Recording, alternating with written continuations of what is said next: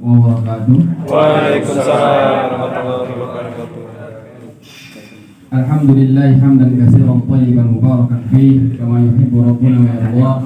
Asyhadu an la ilaha illallah wahdahu la syarika lah wa asyhadu anna Muhammadan abduhu wa rasuluh. Amma ba'du.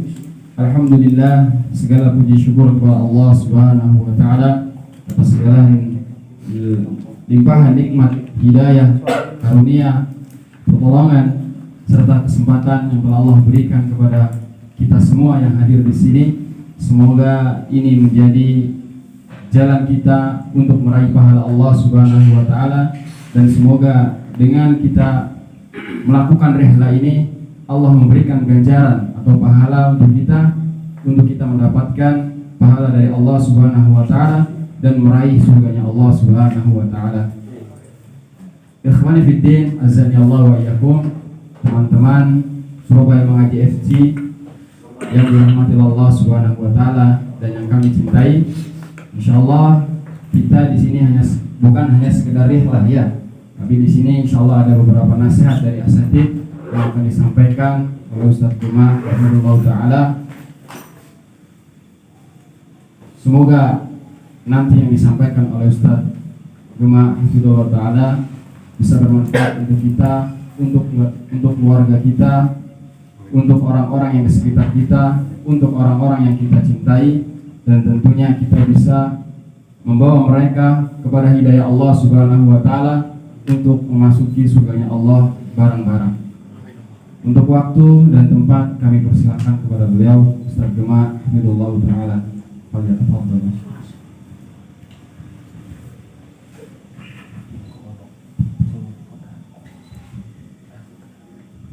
Bismillahirrahmanirrahim.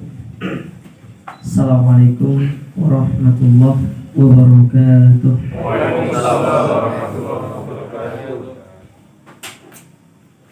Alhamdulillahi ala ihsani wa syukru lahu ala taufiqihi wa amtinan. Wa asyhadu an la ilaha illallah ta'ziman li sya'nih. Wa asyhadu anna Muhammadan ad-da'i ila ridwan. Allahumma salli wa sallim wa ala alihi wa ashabihi wa ikhwan. Kaum muslimin, teman-teman, khususnya Surabaya Mengaji FC yang semoga senantiasa dirahmati Allah.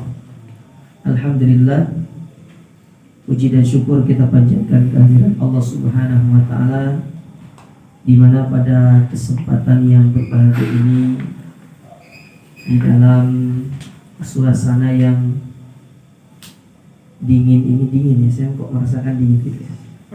Apa mungkin karena kita lapar ya?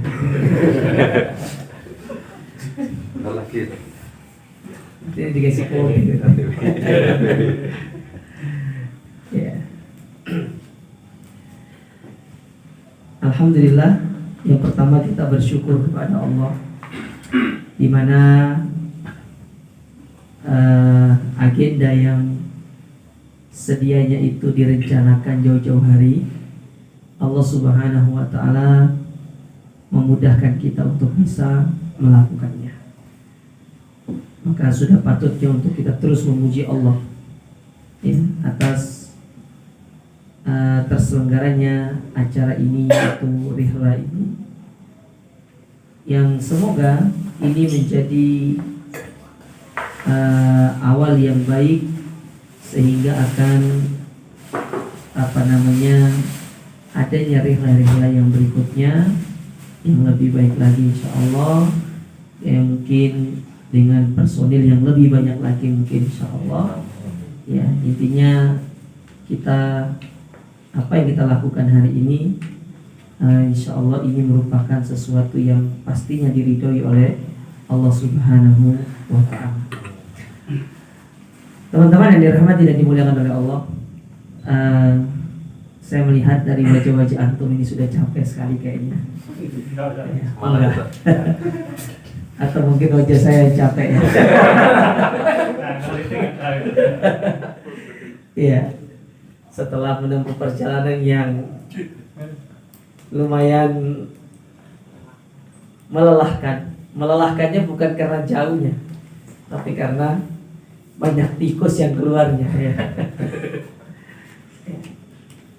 Akhirnya kita sampai di sini, walhamdulillah kita bisa berkumpul sekarang di sini untuk melanjutkan agenda kita dari Rihla SMFC ini pada tahun 1443 Hijriah atau tahun 2022. Dan insya Allah itu akan berlanjut pada tahun-tahun berikutnya, atau bisa jadi mungkin per 6 bulan gitu kan, kita tidak ngerti. Ya, atau per 3 bulan sekali. Kalau 2 bulan tuh terlalu dekat kan. Akhirnya istri yang sering ditinggal nanti protes. Ya. Masa ya laki aja dibuat, perempuan aja dibuat juga gitu kan.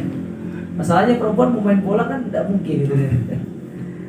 Baik, pada kesempatan yang berbahagia ini saya tidak akan terlalu panjang lebar. Yang pertama saya ingin mengingatkan kepada diri saya pribadi dan kepada teman-teman sekalian tentang sabda Nabi SAW, yang dimana Nabi SAW pernah bersabda, Inna sa'ida liman atau laman junibal fitan. Sesungguhnya orang-orang yang berbahagia itu adalah mereka-mereka yang dijauhkan dari fitnah. Ini hadis yang sangat penting yang dijelaskan oleh Nabi SAW kepada kita, menyebutkan tentang salah satu ciri dari tanda orang yang bahagia itu. Kita kan kalau ditanya pengen hidup bahagia nggak? Pengen, semua orang pengen hidup bahagia. Nggak ada orang, antum tanya dimanapun ya, semua orang tuh pengen hidup bahagia. Nah, Nabi SAW menyebutkan di antara ciri orang berbahagia itu salah satunya mereka-mereka yang dijauhkan dari yang namanya fitnah, godaan, baik itu berupa godaan syubhat ataupun yang berupa godaan syahwat.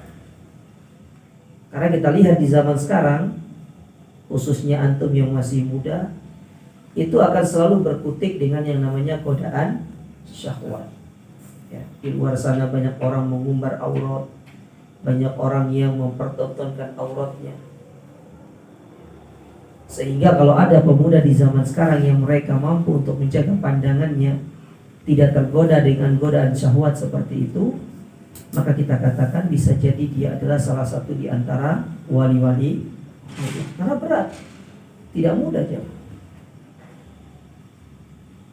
Makanya Nabi SAW pernah bersabda, Innallaha yuhibbu syaban laisa lahu subwa. Allah itu sangat cinta kepada pemuda yang pemuda itu tidak memiliki kecondongan kepada kemaksiatan. Di antara kemaksiatan yang paling melekat dengan pemuda itu adalah senantiasa tergoda dalam sisi syahwatnya. Syahwat. Apalagi misalkan antum yang sudah mulai beranjak dewasa, mengenal dengan istilah-istilah dunia-dunia yang difahami hanya oleh suami dan istri. Ketika tidak ada tempat untuk kita bisa menyalurkan semua itu, maka disitulah godaan yang sangat besar. Makanya Nabi SAW mengatakan kepada para pemuda, ya ma'syarus syabab man istata'a minkumul ba'a falyatazawwaj. Kalau mampu untuk menikah, maka jangan ditunda-tunda, segeralah untuk menikah. Adapun godaan yang kedua, godaan yang tidak hanya menimpa para pemuda, tapi menimpa orang tua, tapi statusnya adalah kita-kita yang sudah ngaji atau yang baru berhijrah. Apa itu? Godaan syubhat. Sebagaimana para ulama mengatakan ketika mereka menyebutkan tentang bagaimana kondisi syubhat itu, asyubuhatu khattafa wal qulub dhaifah. Syubhat itu menyambarnya dengan sangat cepat, masuk ke dalam hati orang itu tidak terasa. Tahu-tahu kita sudah terkena syubhat. Tahu-tahu kita sudah terdogma dengan pemikiran-pemikiran ataupun pola pikir dan doktrinisasi dari orang-orang yang kita anggap sebagai dai-dai ahlus sunnah. Padahal mereka bukan dai ahlus sunnah. Itulah syubhat. Makanya para ulama, kenapa mereka kok sangat keras di dalam masalah dilarangnya kita untuk duduk di majelis orang-orang yang menyebarkan hawa nafsu? Karena syubhat itu sangat cepat masuk ke dalam hati manusia, itu sangat cepat. Menjadikan hati kita terkontaminasi dengan syubhat itu sangat cepat sekali. Oleh karena yang pernah disebutkan oleh Al-Mufaddal Ibn Muhalhal, salah seorang ulama dari kalangan tabi'in, Beliau pernah mengatakan, "Idza jalasta sahibal bid'ati yuhadditsuka bi bid'atihi hadartahu." Apabila engkau duduk dengan pengikut hawa nafsu, maksudnya dengan orang-orang yang suka mendogma kepada perkara-perkara syubhat, yang suka mendoktrin kita kepada perkara-perkara syubhat, maka ketika kita duduk bersama mereka, kumpul, majelis bersama mereka, ya, kita ngopi, kita gahwa bareng mereka, mereka tidak akan ngomong tentang syubhatnya, mereka tidak akan ngomong tentang penyimpangannya. Bagaimana cara mereka? Mereka akan menyampaikan kepada kita perkara-perkara yang membuat kita simpati dengan mereka. Ketika hati sudah mulai simpati, sudah mulai ada kecondongan kepada mereka, sudah mulai merasa terikat dengan mereka, apa yang terjadi setelah itu? Barulah mereka itu akan menyusupkan syubhatnya secara sedikit demi sedikit ke dalam diri kita. Hatta talzama qalbak, sampai syubhat itu mengakar di dalam diri kita. Fala ta'lamu mata takhruju min, dan kita tidak tahu kapan syubhat itu akan keluar dari diri kita. Dan itu banyak kita dapat. Banyak teman-teman kita berangkat ngaji bareng-bareng, setahun, 2 tahun, tahun-tahunnya kita pun berpisah, ya, memilih jalan yang berbeda. Salah satu sebabnya kenapa? Karena mereka itu terkontaminasi dengan syubhat. Saya sudahi dulu, ada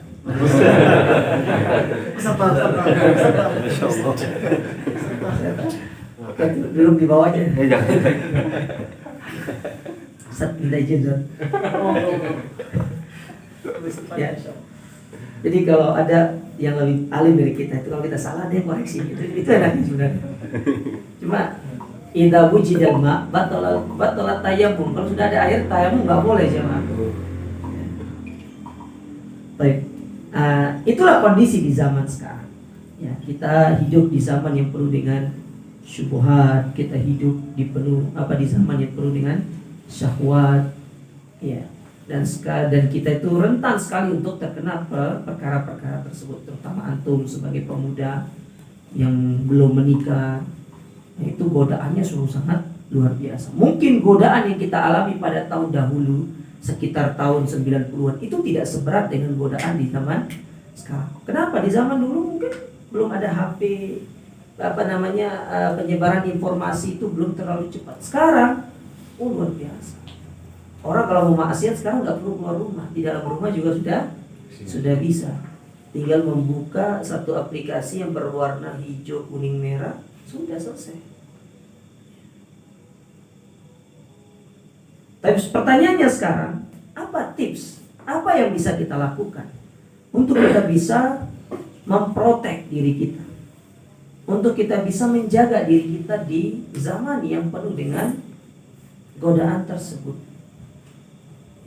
Karena kita tidak bisa menjamin diri kita itu bisa selamat, apalagi dengan tingkat keilmuan kita yang tidak meningkat, apalagi cara belajar kita yang ikut kajian kadang-kadang sekali sebulan itu, ya syukur-syukur ada, ya kadang ada, kadang tidak ada, antara ada dan tiada, ya.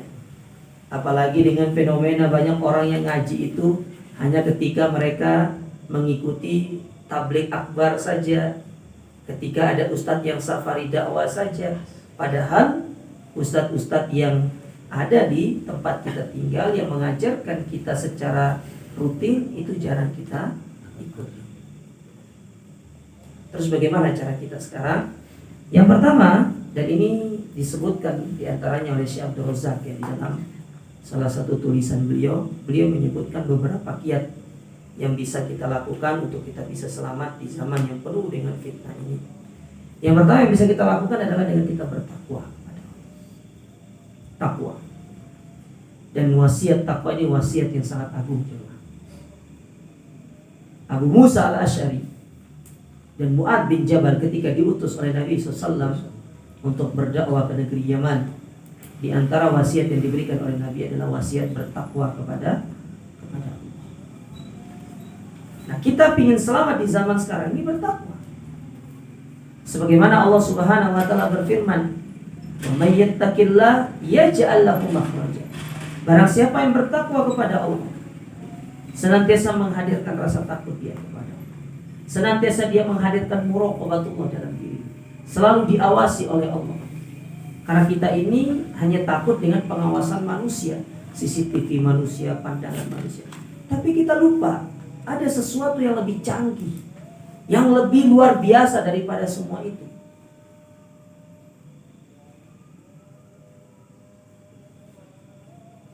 Yaitu pandangan Allah. Maka itu yang harus kita hadirkan dalam diri kita, muraqabatullah, rasa takut kepada Allah yang terhimpun di dalam sebuah istilah yang disebut dengan takwa. Bertakwa sama Allah. Ketika kita ingin bermaksiat, kita ingat Allah itu Sami, Allah itu Basir, Allah Maha mendengar, Allah Maha melihat, Allahu Alim, Allah Maha mengetahui. Ya. Ini yang perlu kita hadirkan dalam diri kita. Karena tidaklah seorang itu bisa selamat dari segala macam godaan tersebut, terutama godaan syahwat, ketika dia dalam kondisi sendiri misalkan, melainkan dengan dia bertakwa kepada. Lalu bagaimana cara kita mencapai derajat takwa ini? Salah satunya dengan ilmu. Belajar. Tidak mungkin seorang itu dia akan mencapai derajat takwa kalau dia tidak berilmu. Harus berilmu, harus belajar. Makanya saya sampaikan tadi, penting untuk kita terus menghadiri majelis-majelis ilmu. Karena kata para ulama, innamal ilmu al-khasyah. Ilmu itu adalah rasa takut. Seorang tidak akan bisa menggapai rasa takut kecuali dengan ilmu. Seorang tidak akan bisa menggapai ketakwaan kepada Allah kecuali dengan ilmu. Maka antara ilmu dengan takwa itu merupakan dua perkara yang sangat erat kaitannya. Tidak bisa untuk pisahkan. Antum ingin bertakwa sama Allah tapi tidak punya ilmu. Gimana cara mau bertakwa? Apa yang antum ingin takwakan dalam diri antum kalau antum tidak punya ilmu? Ilmu itulah yang akan membantu kita untuk bertakwa kepada Allah. Itu yang pertama. Yang kedua, teman-teman sekalian, di antara kiat yang bisa kita lakukan untuk kita bisa selamat di zaman fitnah ini adalah dengan kita terus istiqomah di atas sunnah Nabi. Sebagaimana nasihat dari Imam Malik. Kalau kita berbicara tentang sunnah, erat kaitannya dengan masalah syubhat biasanya. Nah, Imam Malik, beliau punya nasihat yang sangat bagus. Apa kata Imam Malik? As-sunnatu safinatun Nuh. Sunnah itu ibaratkan perahunya Nabi yang berlayar di tengah banjir yang sangat besar. Nah, banjir itu ibaratkan gelombang fitnah. Dan perahu itu sedang berlayar di atasnya. Nah, kita ingin selamat dari banjir itu harus naik perahu itu. Nah, perahu itu disebut dengan sunnah. Maka apa kata kata Imam Malik rahimahullah, man raqibah najah wa man tarakaha qarib. Yang naik selamat. Tapi yang tidak mau naik, dia akan binasa, tenggelam, terbawa arus dari gelombang fitnah tersebut. Maka lihat orang-orang yang meninggalkan sunnah Nabi SAW, sangat jauh masuk ya ke dalam kubangan fitnah tersebut. Bahkan susah untuk mereka keluar darinya. Oleh karena ini yang terus kita harus minta sama Allah. Kalau sekarang kita sudah dapat hidayah sunnah, yang kita lakukan adalah bagaimana kita berdoa kepada Allah supaya kita istiqomah. Karena tidak semua orang diberikan hidayah sunnah di jamaah. Dari sekian banyak warga Surabaya, hanya segelintir orang yang Allah berikan hidayah sunnah. Atau di antaranya. Maka di antara wujud kita bersyukur atas hidayah ini, bagaimana caranya? Dengan kita terus istiqomah. Dengan kita terus mempertahankan hidayah ini. Bagaimana cara? Kembali lagi ke poin yang saya sebutkan tadi. Ilmu. Tidak bisa jauh dari ilmu. Ujung-ujungnya kembali ke ilmu. Karena dengan kita belajar, kita sedang menyirami hidayah itu supaya tetap mekar dan bersemi di dalam diri kita. Tapi kalau antum tinggalkan majelis ilmu, gersang di depan. Itulah yang menyebabkan hidayah itu dicabut oleh Allah. Ketika Allah sudah mencabut hidayah itu, maka sebagaimana yang sering kita dengar dalam pembukaan khutbatul hajat, wa man yudlil fal hadiya. Orang yang sudah diberikan hidayah, tidak ada yang mampu menyesatkan. Tapi kalau orang sudah disesatkan sama Allah, tidak akan ada yang mampu memberikan dia hidayah. Falamma zadu azaqallahu qulubahum. Ketika hati mereka sudah mulai condong kepada kemaksiatan, kepada keburukan, kepada syubhat, dan mereka meninggalkan hidayah sunnah, meninggalkan ilmu, itu yang menyebabkan Allah akan menjadikan mereka itu menyimpang dengan sejauh-jauh. Maka pegang teguh hidayah sunnah ini. Antum harus bangga, ya, harus menampilkan diri antum sebagai seorang yang berpegang teguh dengan sunnah, dengan salafi, bangga. Sebagaimana nasihat dari Syekhul Islam Ibnu Taimiyah, beliau mengatakan la aiba ala man adhara madhhab as-salaf. Tidak ada celaan bagi orang yang menampakkan bahwasanya dia adalah berada di atas manhaj salaf. Tidak ada celaan, bahkan harus kita berbangga dengan manhaj salaf, dengan sunnah Nabi sallallahu alaihi wasallam. Dalam perkataan beliau yang lain, beliau mengatakan ahlus sunnah hum a'lamun nas bil haq wa arhamuhum bil haq. Karena mereka adalah orang yang paling paham dengan kebenaran dan yang paling berkasih sayang kepada sesama manusia. Ini poin itu. Yang ketiga, masyarakat muslimin, teman-teman sekalian, yang bisa kita lakukan untuk kita bisa selamat di zaman yang penuh dengan godaan ini adalah mulazamatul ulama. Senantiasa kita itu duduk dengan para ulama.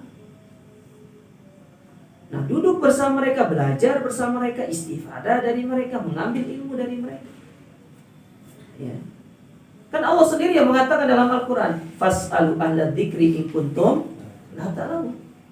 Kalau kita tidak ngerti tentang satu permasalahan, apalagi itu sudah perkara agama yang sifatnya syubhat, yang itu dapat menjadikan kerancuan dalam diri kita, segera kembali kepada para ulama. Benar, Allah mengatakan fa in tanaza'tum fi syai'in farudduhu ila Allah. Kalau mendapatkan satu kebingungan dalam urusan agama, kembali kepada Allah dan Rasulnya. Masalahnya kita orang awam, tidak ngerti apa-apa. Berarti bertanyanya kepada ulama, bertanya kepada ustaz. Duduk bersama mereka, dengarkan penjelasan mereka, catat apa yang mereka sampaikan dari ilmu tersebut. Murojaah di rumah, jangan langsung sampai rumah ditaruh di dalam lemari. Baca dulu, supaya itu dapat mengikat ilmu dalam diri kita. Maka saya wasiatkan kepada teman-teman sekalian, penting untuk kita bersama berkumpul dengan para ulama. Ada sebuah pepatah orang Jawa itu, saya pernah diajarin, wong soleh apa? Kumpul apa? Kumpul. Antum punya pepatah tapi antum tidak ngamalkan. Orang soleh itu dikumpuli, digauli, ditemani. Ya. Itu orang soleh itu. Bukan sekedar namanya soleh. Ada sih namanya soleh. Kalau ada saya kasih hadiah, mana hadiahnya? Saya kasih hadiah. Ya. Atau nama bapaknya soleh. Ada. Oh panitia tidak boleh itu. Muhammad Saleman Sidat. Tapi doakan Ustaz murtad soalnya. Iya. Bukan hanya sekedar nama, tapi benar-benar dia orang soleh. Kumpul, ambil istifadah dari mereka. Kenapa? Karena ketika mereka masih hidup, kita bisa mengambil ilmu dari mereka. Kalau sudah meninggal dunia, karena di antara tanda Allah mencabut ilmu itu dengan mewafatkan para ulama. Innama yaqbidul ilma biqabdil ulama. Ilmu itu dicabut di atas muka bumi ini dengan diwafatkannya para ulama. Nah, ustaz-ustaz ini masih ada. Ada Ustaz Andi, ada ustaz yang lainnya, Ustaz Farid, banyak ustaz di Surabaya, ustaz senior hadir di kajian mereka, duduk di tempat mereka. Ya. Bahkan harus duduk yang di tempat yang lebih senior juga. Ambil istifadah dari ilmu itu penting. Karena Nabi SAW pernah bersabda, al-barakatu ma'a akabirikum. Keberkahan itu meliputi orang-orang yang besar di antara kalian. Besar di sini bukan dari sisi saja, dari sisi umur, tapi besar di sini adalah dari sisi ilmu. Bisa jadi secara sigursin dia dari sisi umur dia kecil, tapi kabirul ilmu. Dia memiliki ilmu yang besar. Apalagi kalau terkumpul dua-duanya kabirus sin wa kabirul ilmu. Maka ini jauh lebih utama bagi mereka untuk kita datang. Kemudian yang ketiga, masyaallah muslimin teman-teman sekalian, yang keempat, di antara yang bisa kita lakukan untuk kita senantiasa terhindar dari godaan syahwat dan syubhat ini adalah dengan lazimul jamaah.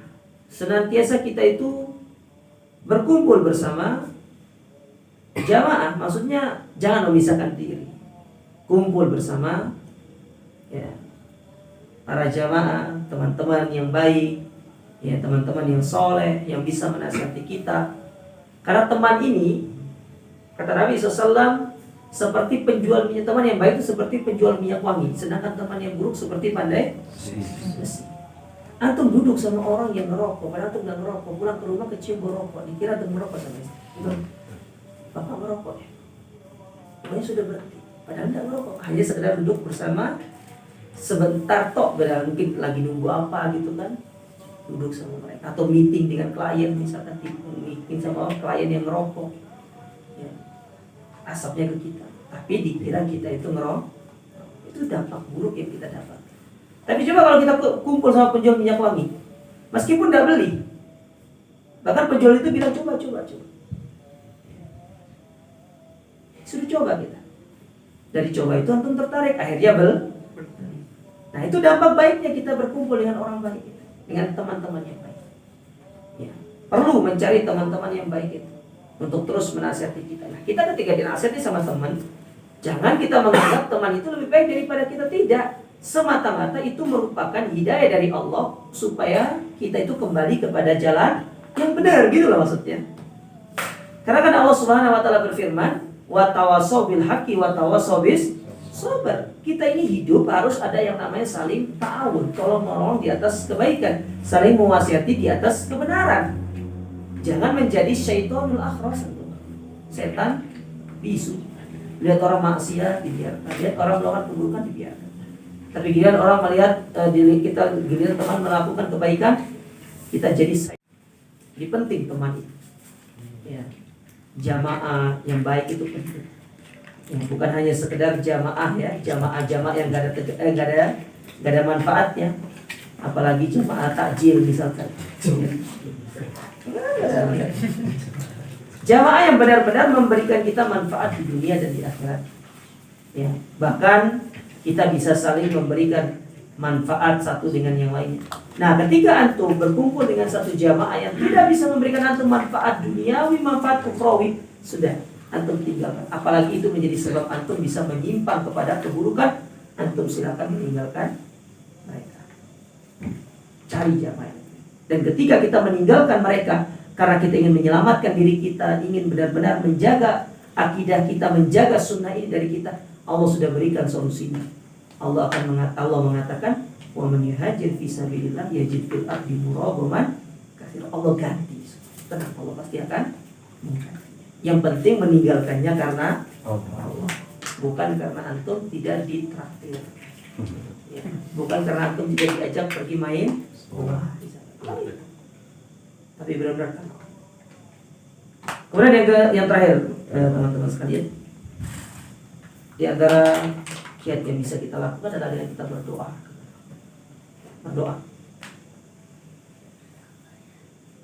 Kita berdoa, mohon supaya Allah memberikan kita keistiqomahan, supaya Allah senantiasa menjadikan hati kita berada di atas kebaikan.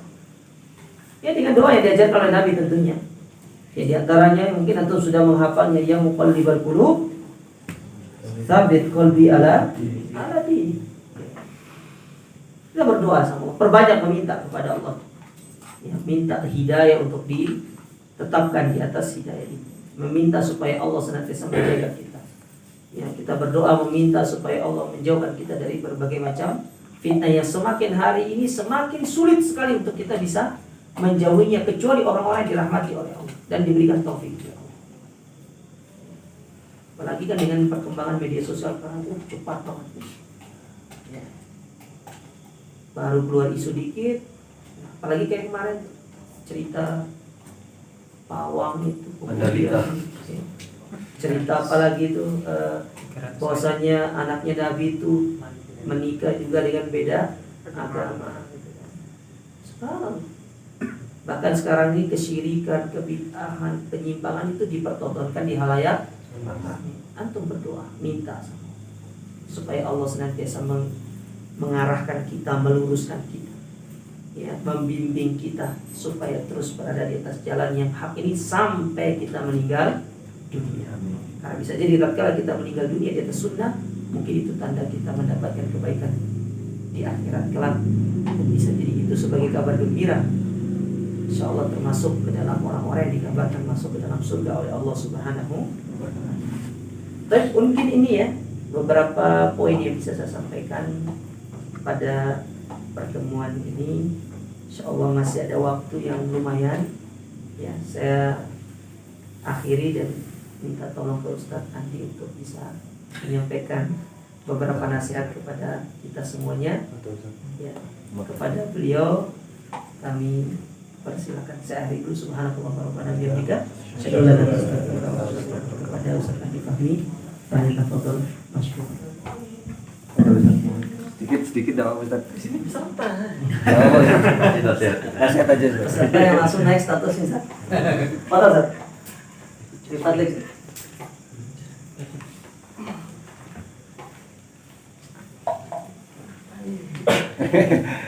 Buat nasihat anak muda. Muda. Anak muda.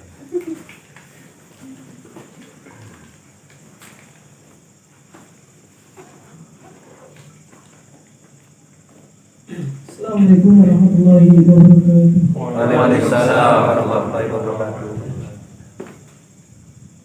Alhamdulillah, salatu wassalamu ala Rasulillah wa ala alihi wa sahbihi wa man wala, amma ba'd. Khairuddin rahimani wa rahmatullah.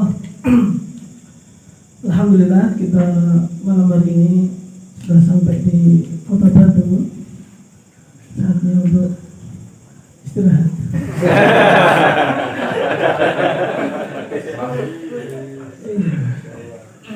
Saya sini tadi sebagaimana yang saya sampaikan, tujuan anak ikut itu cuma sebagai peserta pengen liburan dengan nyantai-nyantai. Semoga Allah diterima sama Kema untuk sedikit menyampaikan nasihat. Ya tentu ini maksudnya ya nasihat untuk saya pribadi dan juga ada untuk semuanya, semoga bisa bermanfaat sebagaimana yang disampaikan oleh juga wa sawbil haqqi wa sawbil sabr. Marilah memberikan wasiat, saling memberikan nasihat dalam kebenaran dan juga dalam kesabaran. Karena memang saat ini ketika kita hidup di zaman yang penuh fitnah sebagaimana disebutkan tadi, kemudian juga banyak kita mau bertindak apapun itu menjadi pusat perhatian. Karena yang mau tidak mau, antum mau jadi orang terbaik di zaman ini pasti diperhatikan oleh orang lain, pasti ada yang komentari. Apalagi ketika kita menjadi orang yang tidak baik, lebih lagi ada yang mengomentarinya. Nah, sehingga ketika kita namanya hidup dengan masyarakat tadi pasti mendapatkan komentar, maka hendaklah kita pada barisan yang di atas kebenaran. Sebagaimana Nabi SAW juga sudah menjadi manusia yang terbaik. Akhlaknya siapa yang meragukan? Tidak ada. Orang kafir, orang musyrik itu pun mengakui kebaikan akhlak Nabi SAW. Artinya sebaik apapun akhlak beliau tetap dikritik, tetap disalahkan. Apalagi kalau kita salah akhlaknya. Sehingga ketika kita hidup di zaman yang fitnah ini, penuh dengan fitnah, ketika orang tidak menerima dakwah kita disebabkan karena materi dakwah kita, inti dari dakwah kita, itu wajar. Itulah yang dialami oleh Nabi SAW. Tapi jangan sampai orang itu menolak dakwah kita, mereka mencela kita disebabkan karena apa? Akhlak kita. Yang kita ucapkan benar, dalil semuanya, Al-Quran, hadis Nabi, perkataan para ulama. Tapi kenapa mereka tidak mau menerima? Ya karena cara kita menyampaikannya mungkin salah. Misalkan antum pergi ke restoran paling terkenal, paling enak hidangannya, tapi pas pelayan datang, antum lagi duduk sama keluarga atau sama teman-teman, pelayan bilang, "Nih makanannya," cuma ditaruh di meja kayak dibanting, padahal makanannya makanan terenak. Kira-kira bagaimana sikap antum? Gak peduli, yang penting makan. Itu kalau orang kelaparan. Orang kelaparan. Tapi manusia normal pada umumnya, ketika dia itu sebenarnya itu hatinya baik, pengen makan, benar-benar pengen makan. Ketika dikasih makan cara seperti itu, selera makannya itu pasti hilang. Meskipun tadi dia sedang kelaparan. Begitu pula dengan ya kita bersikap kepada teman kita, saudara kita, orang tua kita, yang kita sampaikan semuanya benar dari si intinya, substansinya itu semua dari Al-Quran dan Sunnah. Tapi kadang orang nggak mau menerima, bukan karena mereka nggak mau menerima Al-Quran, bukan mereka itu nggak mau menerima hadis Nabi, tapi mereka nggak terima cara kita menyampaikan. Nah itulah terkadang juga pentingnya tadi disampaikan kita mulazamatul jamaah, kita sering dengan teman-teman itu kita setidaknya bisa tahu curhatan temannya, bagaimana menghadapi kondisi keluarganya, menghadapi kondisi temannya. Karena kewajiban dakwah itu bagaimanapun juga bukan kewajiban ustadz saja, bukan kewajiban orang yang berkhutbah di mimbar-mimbar atau ceramah. Ya kita semuanya kan wajib untuk berdakwah sesuai dengan kemampuan, tapi juga harus belajar bagaimana caranya, akhlaknya. Antum dapat pelajaran dari ustaz ini syirik, kalau ditinggalkan kafir, sampai rumah bilang kepada orang tua, "Pak, kamu sudah kafir." Iya, saya suka mulai mana seperti anakku. Itu kan juga perlu. Assalamualaikum. Nah itu ya pentingnya juga kita belajar bagaimana bermuamalah, meskipun kita bukan maksudnya di sini menggampangkan masalah akidah, bukan menggampangkan masalah orang yang berbuat kesyirikan, tapi kita harus tahu fikih dakwahnya, bukan masalah kita yang penting iqamatul hujjah. Saya pengen iqamatul hujjah wa izalatu syubhat, pengen nyawal hujjah syubhat bapak saya, saudara saya mau saya hilangkan misalkan. Nah, kalau caranya kayak gitu ya nanti nggak dihilangkan dari kakak nanti tambah bahaya. Jadi apapun profesi kita, apapun kondisi kita, tetap bisa mendakwakan sunnah dengan kemampuan kita masing-masing. Lebih di sini kalau saya lihat tadi kan meskipun ini perkumpulannya apa sepak bola ya, Nah, Ustaz. untuk community Surabaya mengaji, apalagi kalau bawa-bawa Surabaya mengaji kan seolah-olah sekarang jadi ikon dakwahnya Surabaya. Ada taklim, tabligh akbar. Siapa ngadakan? Pasti apa? Surabaya mengaji kebanyakan. Itu sudah, artinya sudah membawa. Bahkan sepak bolanya pun juga mau tidak mau harus dikaitkan. Saya ikut Surabaya mengaji cuma main bolanya toh. Ya tetap aja, antum sudah membawa nama dakwah. Artinya jangan ikut cuma relahnya sama main bolanya aja. Ya boleh awalnya dari situ, ngajak temennya. Kalau antum ngajak temen, ayo ikut kajian, yang isi tadi bulan-bulan, wah itu Wahabi.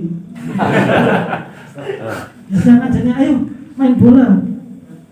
Terus pokoknya mau ikut aja, futsal, nanti saya bayari. Baru tahu yang ngajarkan siapa loh? Surabaya ngaji, ada main bolanya juga tuh ternyata. Ternyata nggak cuma dakwah di kajian di masjid, ternyata ada main bolanya, awalnya main ikut.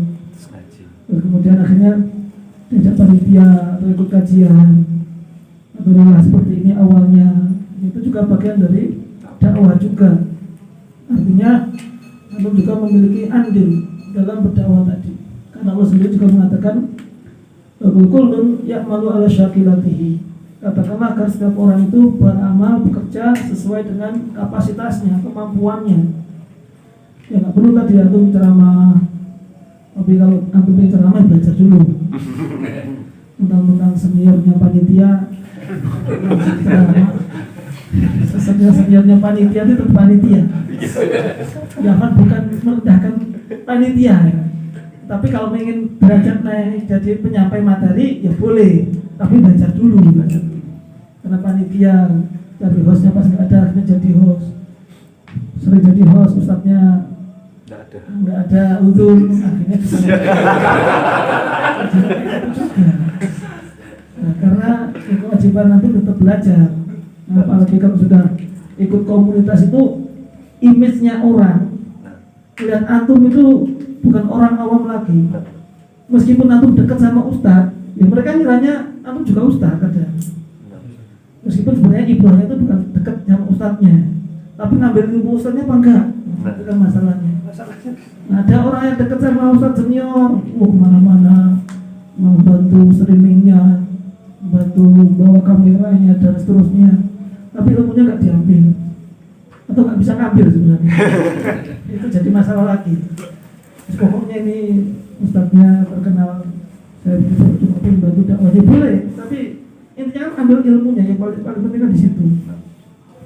Nah, sebagaimana ketika antum sudah terimage-kan di luar itu ikut komunitas dakwah Surabaya Mengaji khususnya di sini, berarti mereka sudah menganggap antum itu sudah satu level di atas mereka, sehingga apapun gerak-gerik antum itu pasti diawasi, diperhatikan. Misalkan keluar tanpa nggak pakai baju ya kenutup misalkan.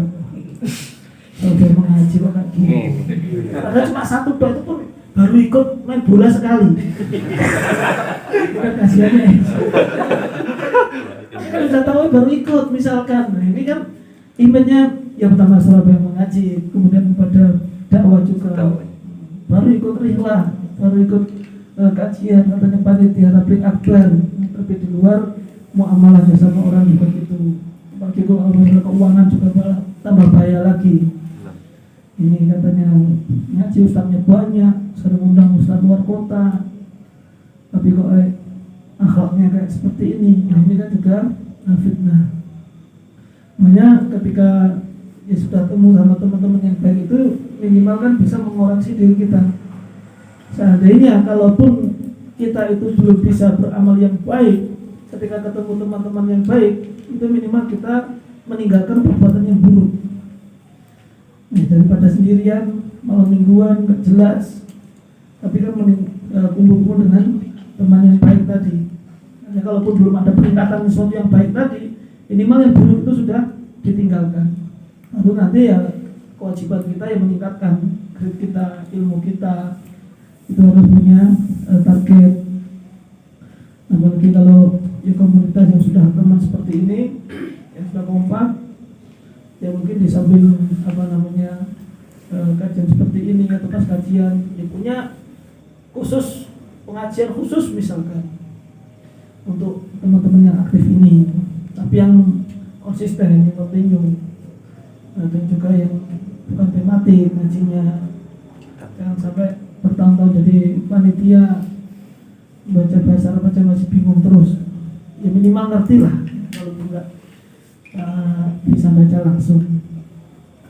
Nah, itulah nanti kalau sudah temennya itu kan diantara cara untuk ya biar istiqomah, karena kan yang penting itu kan kita istiqomah di jalan Allah Subhanahu wa Ta'ala. Karena ya sudah nyata ya, ada dulu aktif jadi panitia, dulu aktif ikut kajian, namun akhirnya ya jauh dari Allah, bahkan sampai sholat wajib pun ditinggalkan. Nah, dulu sama akhwat aja menunjukkan pandangan, sekarang gonceng, itu kan ya ada fenomena seperti itu ada. Itu terkadang disebabkan karena tadi jarang bergaul dengan teman-teman yang soleh tadi, suka menyendiri, nggak mau tanya apapun, juga ada permasalahan nggak tanya sama ustadz, tidak konsultasi misalkan, pengen menyelesaikan masalah sendiri. kalau sampai akhirnya nanti Ustaznya dibantah, apa repot lagi. Saya kan sudah pengalaman dan seterusnya, ini tambah berbahaya lagi. Nah, ya intinya itu sedikit yang ingin saya nasihatkan, bahwasanya yang tadi kita menjaga keistiqomahan tadi dengan menjaga teman-teman yang baik dan mengerjakan amal soleh, amal ibadah kita, dan khususnya di antara menjadikan kita istiqomah itu kalau kita juga sudah bisa mulai istiqomah dengan amalan-amalan sunnah, itu juga sangat menjaga kita semuanya. Jadi kalau yang wajib ya sudah tidak bisa ditanyakan, tapi kalau ditambah dengan yang sunnah, itu yang akan bisa menjaga keistiqomahan kita di jalan Allah, istiqomah di atas sunnah. Sehingga ya karena memang Allah Subhanahu wa taala menjanjikan kita, pasti Allah akan menjaga kita kalau kita menambah amal ibadah kita, khususnya ibadah sunnah. Allah Subhanahu wa taala berfirman dalam hadis qudsi, "Wala yazalu 'abdi yataqarrabu ilayya binawafil hatta uhibbahu." Dan hambaku ini akan senantiasa mendekatkan dirinya kepadaku sampai aku pun mencintainya. Kan yang kita harapkan dari Allah kan kecintaan Allah kepada kita. Kalau semua ditanya cinta Allah apa tidak, jawabannya apa? Cinta.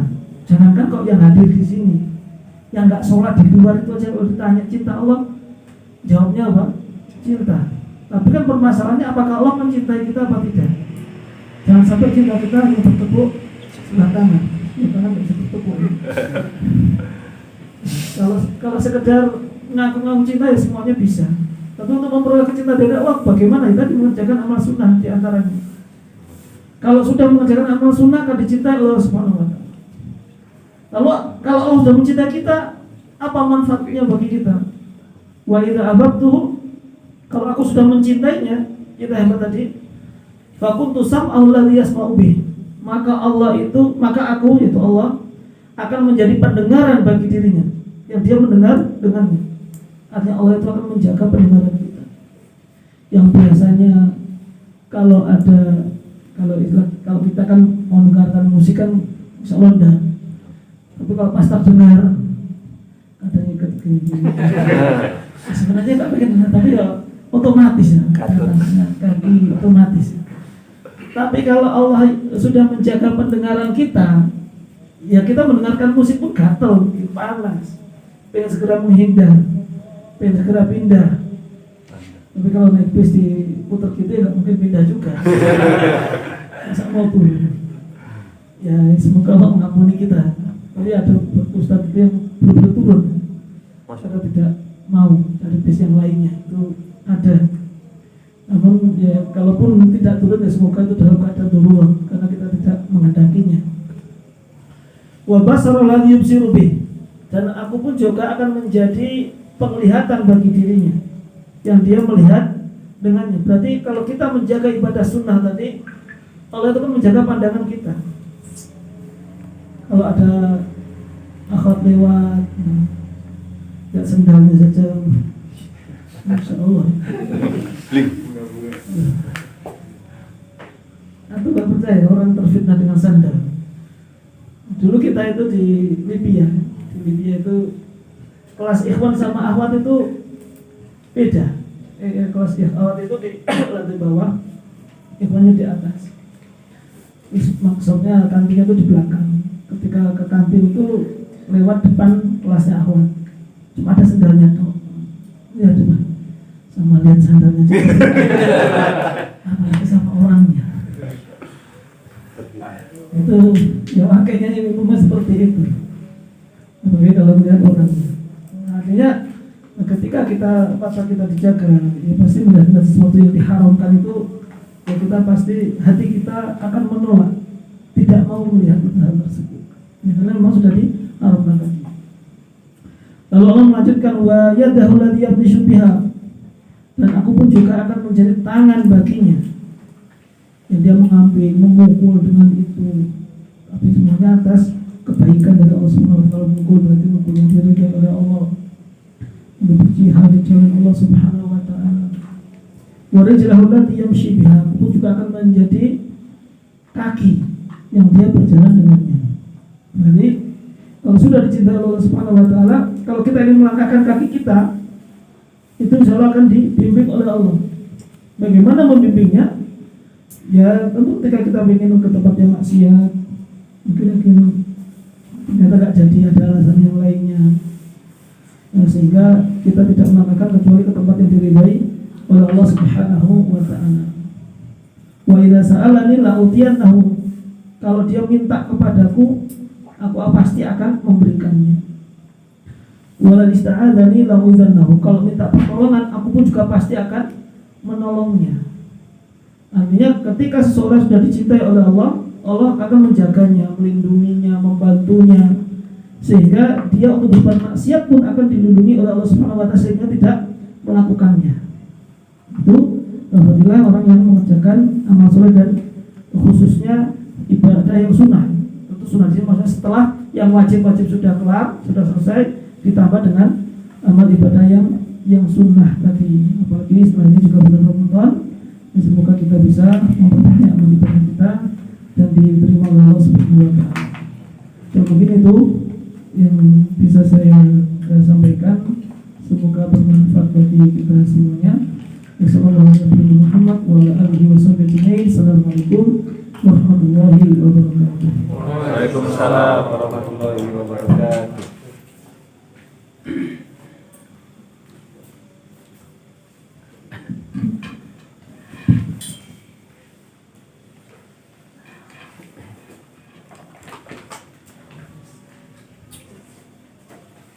Alhamdulillah kita sudah mendengarkan dua nasihat dari Ustaz kita. Semoga yang disampaikan oleh beliau bermanfaat untuk kita dan kita bisa mengamalkan.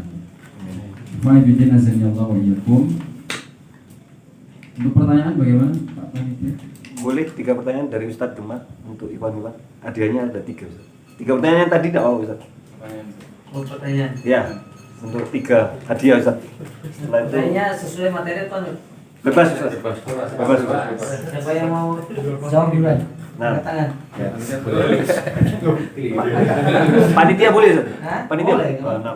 6. Angkat tangan dulu. Baru jawab. Loh, Gampang pertanyaannya. angkat tangan dulu.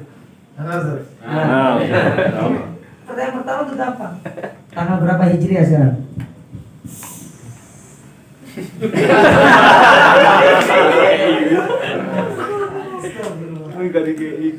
Berapa Hijriah sekarang? Lempar Ustaz. Oh, nggak ada lempar. Oh, nggak ada lempar, nggak ada lempar. Pertanyaan gampang, nggak ada lempar aja.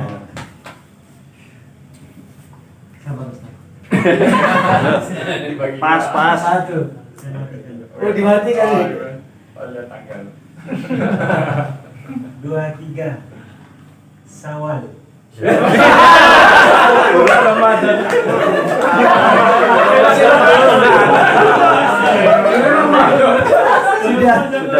Sudah ngerti salah lagi.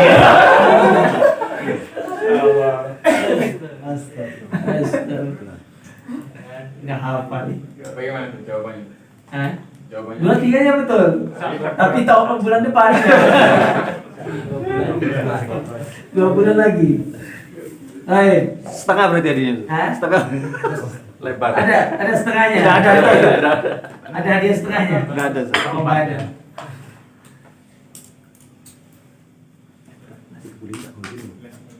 Pertanyaan berikutnya, yang kedua, nanti sisanya Ustaz Andi.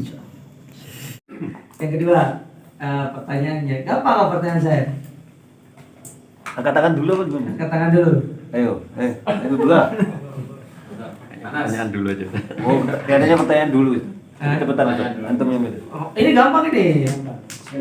Ya. Masya Allah. Berapa bayar tol dari Kejapanan ke Sidoarjo?